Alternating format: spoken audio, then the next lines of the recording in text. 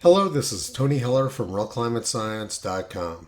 Texas Tech academic Katharine Hayhoe has a long history of failed climate predictions. In this article about her from 2006, they wrote, 46 years ago this month, the world's athletes frolicked in the snow at the 1960 Winter Olympics at Squaw Valley. And Katharine Hayhoe predicted the end of snow in California. They managed to get all of their facts wrong in this article. The actual 1960 Squaw Valley Winter Olympics almost had to be canceled because they didn't have any snow a few days before the games started. They got both their history wrong and their predictions about the future.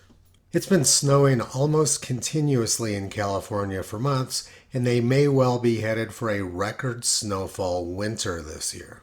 In 1960, Squaw Valley didn't have any snow, but so far this winter they've received 670 inches with lots more in the forecast.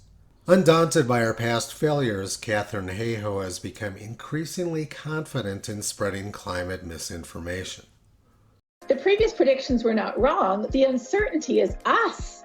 The predictions were for what is going to happen depending on the choices we make.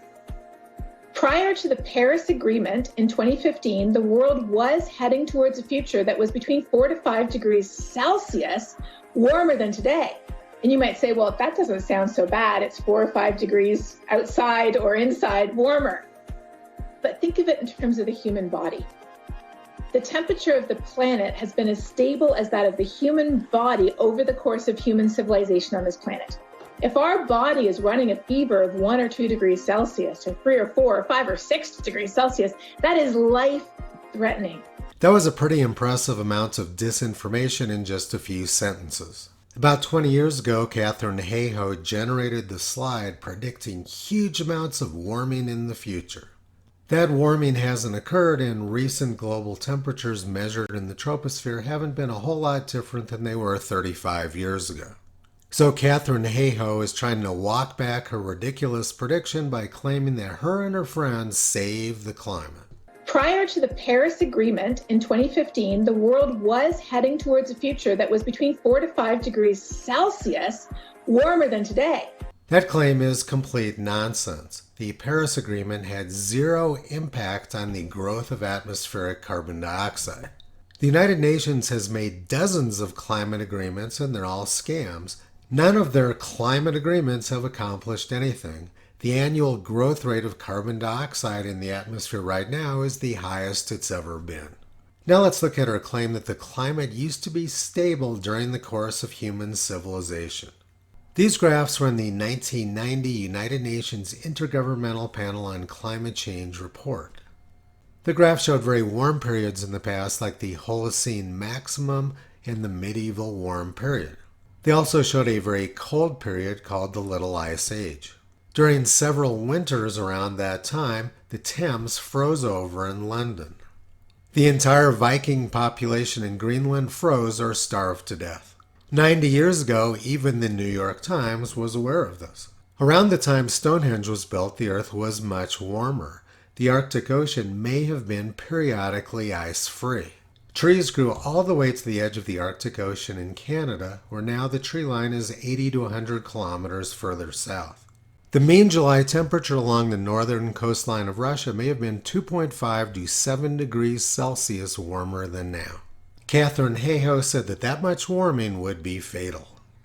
Prior to the Paris Agreement in 2015, the world was heading towards a future that was between 4 to 5 degrees Celsius warmer than today. And you might say, well, that doesn't sound so bad. It's 4 or 5 degrees outside or inside warmer. But think of it in terms of the human body. The temperature of the planet has been as stable as that of the human body over the course of human civilization on this planet.